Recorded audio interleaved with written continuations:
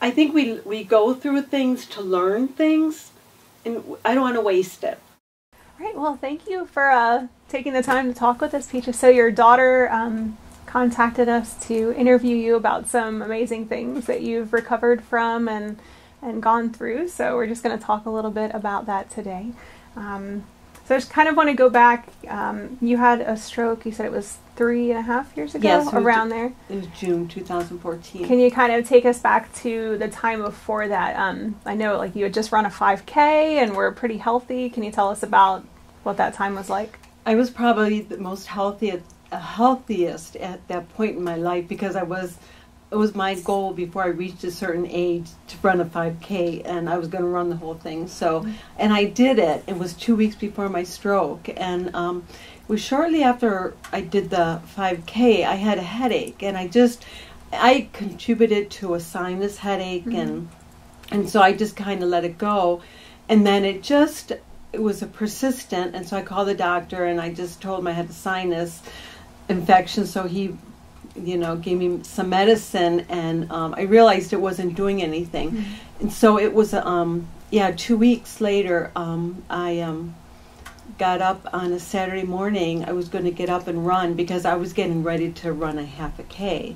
Is that what it is? Half a marathon. Half marathon. Yes. And so I thought, I'm going to start that, and I was going to get up and run. My husband had just left for work. My son, who lived with us at that time, he was in training in California, so I was by myself, and when I had gotten up, my head hurt so bad, I just laid back down, and then I thought, well, if I just got up and just kind of, held my head, right, I would feel better. And as soon as I sat up on my bed, that's when it hit me, and it was just like a thunderbolt hit me, and I just ended up on the floor, and I was paralyzed on the right side, and I was by myself, and the windows were open. I thought if I yelled, someone would hear me. I realized at that point I couldn't even talk. And so I was conscious the whole time, but yet I was laying there and I couldn't move. But because I was by myself, I didn't have my cell phone with me. I thought I have to get downstairs. And so I gave myself some time to just kind of regroup, and about maybe 15 minutes, I laid there, and then I realized I had to get downstairs to make a phone call to call my husband. And so I literally had to drag myself to the top of the stairs, because I was upstairs in our bedroom, and I sat on the stairs thinking that I could just slide down because I couldn't walk. And well, because I was dead weight on my right side, I ended up totally rolling down the flight of stairs. And I didn't hurt myself. Praise the Lord, I didn't break anything. And but then after I realized I was fine, I got up and I walked into the kitchen, and I got my cell phone, and I was talking, and then I called my husband.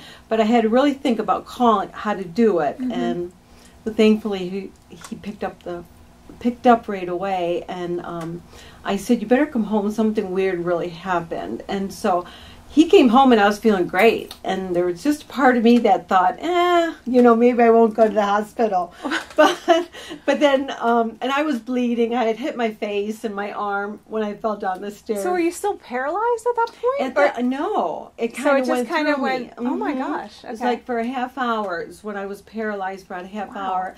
So when I had fallen down the stairs, and I kind of evaluated the way, how I was feeling, and I don't know why, I just got up and I could walk, and that oftentimes will happen with the type of stroke I had. Okay. And so then of course when my husband came home, he said he was going to call 911 right away, and I said no, I would, we can drive, and I had to go up and change, and because I had my night clothes on, and he took me to the emergency room, and then I told them, and they surmised I had a stroke. And basically what my stroke was, it was a carotid artery was blocked, and so it was a blockage. It's called a dissection. And and that, they admitted me, and Saturday I was fine. It was on Saturday I was doing fine. People came and visited. Then the next day I noticed that I was starting to lose everything again. And they told me that was normal because your brain would swell. And I thought, okay. Well, then by Monday, it was like it was worse. And I thought, this is really strange. And Tuesday morning, I had nothing on my right hand side again. I couldn't speak hardly, and it was very disturbing to me. I needed help to go to eat, go to the bathroom, get dressed, everything, and thought something's not right. And so I said to the nurse Tuesday evening, I said, something's not right. I'm afraid to go to bed, and I wasn't sleeping at night. So they did a CT. The doctor called in a CT scan, and here I had a brain bleed, and they had been putting me on. I was on heparin, which is thins your blood. Right. So I had the brain bleed, and that's what was causing all my to lose everything. And then because of the situation, I had two things going on at one time. Then they transferred me up to Hershey. And so I was up at Hershey. With the two hospitals, I was in the hospital almost 2 weeks. And then from there, I was up at Hershey Penn State Rehab for 3 weeks. And then my goal when I left rehab was to be walking on my own, and I had to walk with the cane. I couldn't walk by myself yet, and but anyway, then I came home. I left rehab feeling very high functioning compared to some people up there, but when I came home I realized I was still very low functioning. I'm thankful I could be by myself.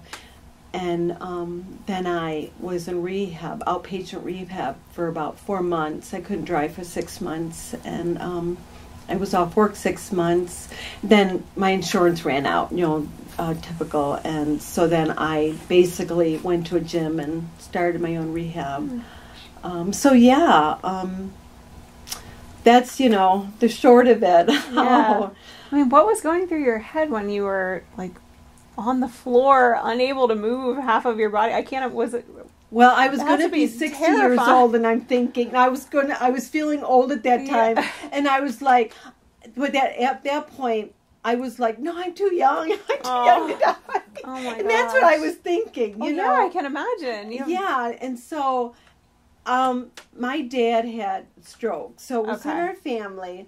I have 11 siblings, and the joke would always be who was going to have the first stroke, and it was weird because I was probably one of the healthier ones of all of our siblings, and I ended up with the stroke. It is what it is. Is that something that happens with stroke, or is it like a hereditary? It can be hereditary, but I mean, I didn't smoke, I didn't drink. I mean, I wasn't overweight. Yes. I don't eat healthy, but so it was basically because of my carotid artery was clogged, and So it was both the carotid artery and the brain bleed at the same time. Yeah. So was it the brain bleed originally that caused the paralysis when you woke up that first day, or was that was the artery? It was. Yes, and oftentimes when you have that type of a stroke, it just kind of passes, Right. Probably if I didn't have the brain bleed, I would have been fine. But the brain bleed with the heparin, and they were weaning me on the Coumadin on Tuesday, and I'm very fortunate. I really feel like God really spared my life, because I could have really had a bleed bad, and.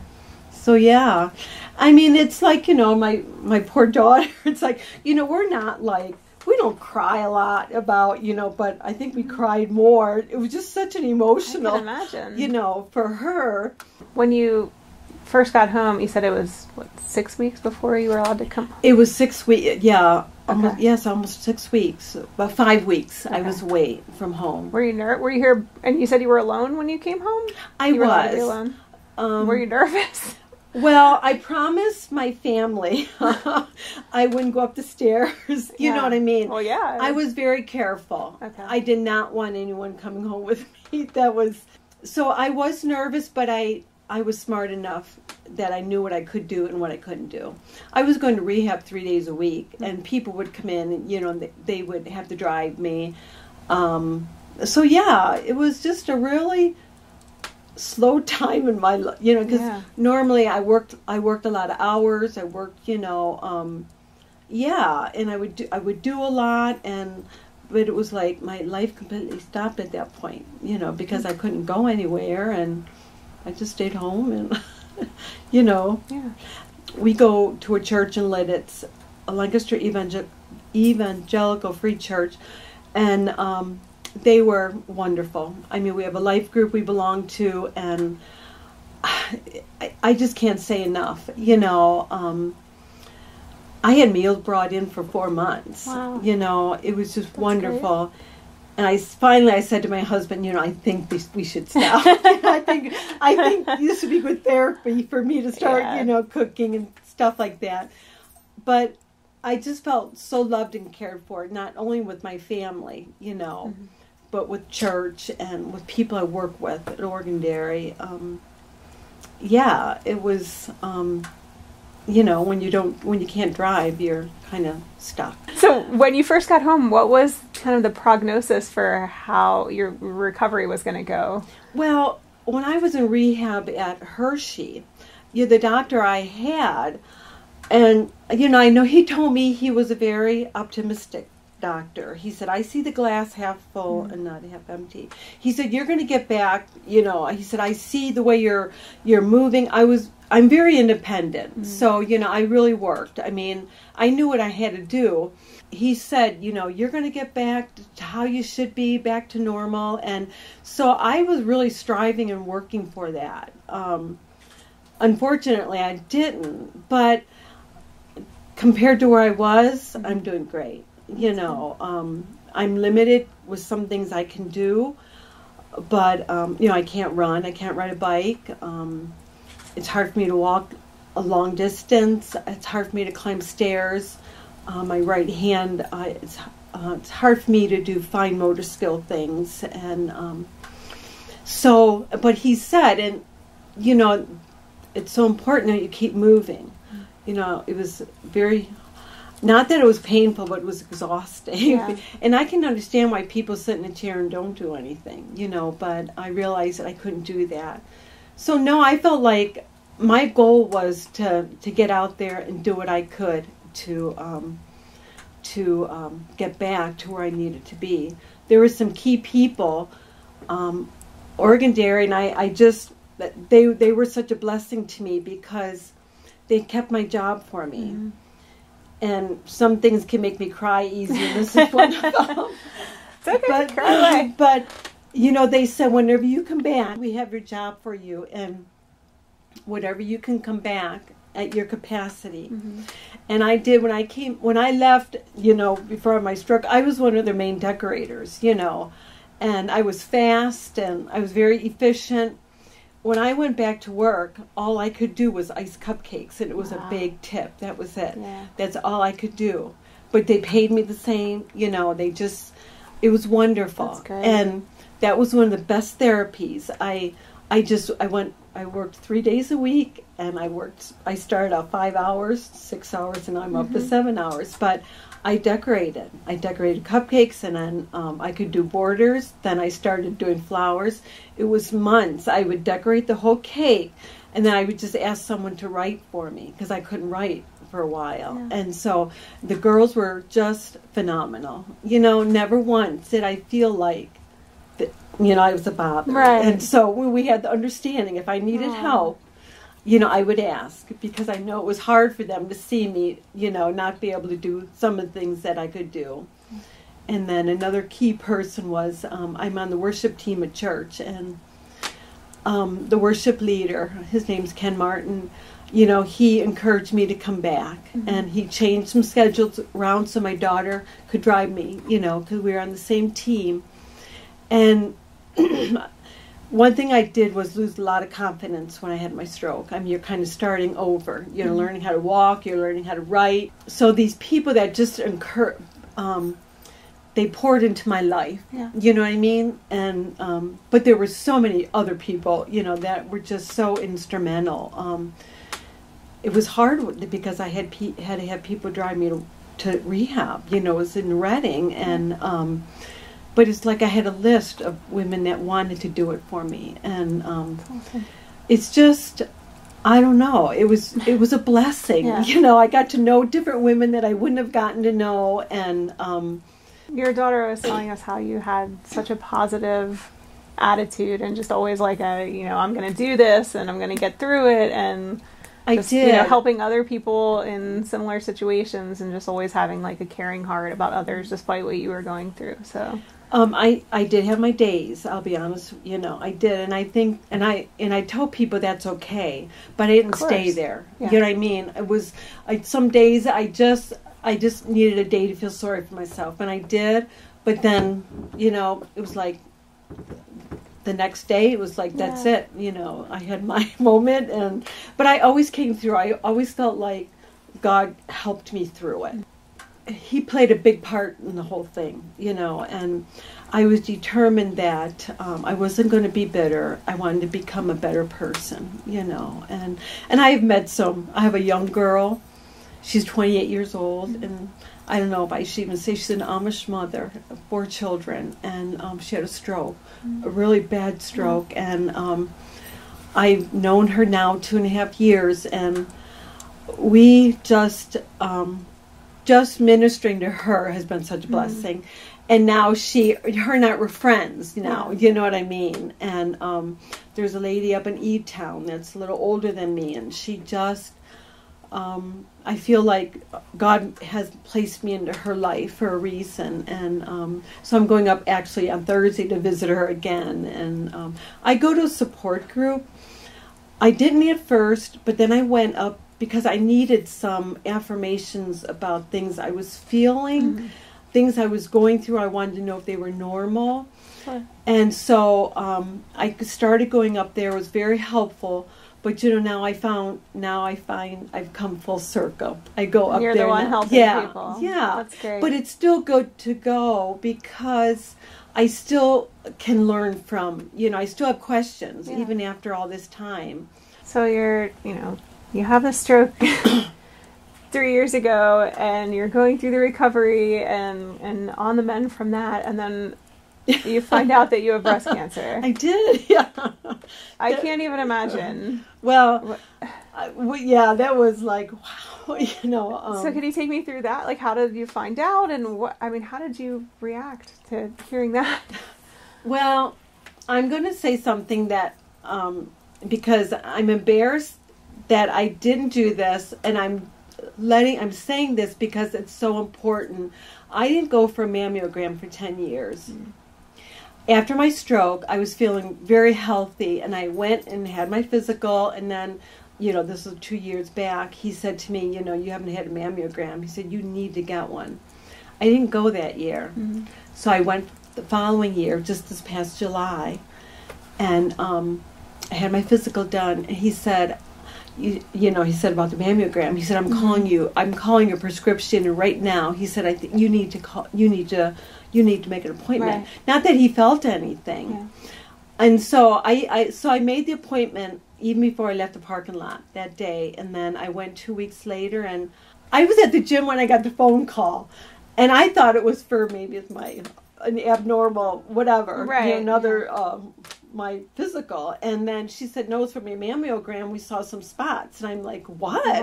Yeah. And then she said, yeah. And then, of course, they tried to assure you, And so then they set up for a diagnostic. And then I just had a feeling that it's just a weird feeling I had. And so the whole thing is when you go in there, the diagnostic, and, you sit in the room. You sit in the room after you have it done waiting, is it or isn't it, right. And I saw some women going out this door and some women going out the other door. Well, I happened to go out, she called me from this door and said, the doctor, he saw something and, you'll need to see the doctor. And I just, and you know, I had to go get dressed, and it was like I could have threw up. Right. I just felt like I could throw up, but you know, you have to be brave, right? So I got dressed, and she took me into the doctor's room, and I had to wait a little while, and then he just came in and told me, and very kind, you know, what a job. I just felt bad for him, and but once again, he was very encouraging. He said, you know, 85-90% of these come back, and it's just, you know, just calcium or whatever. Right. And so, so then, you know, he said we'd want to do a biopsy. I walked out, you know, all the way. I walked all the way to the car. I sat in the car and then just started bawling. You know, it was just such a reaction. I can imagine, you know? Yeah.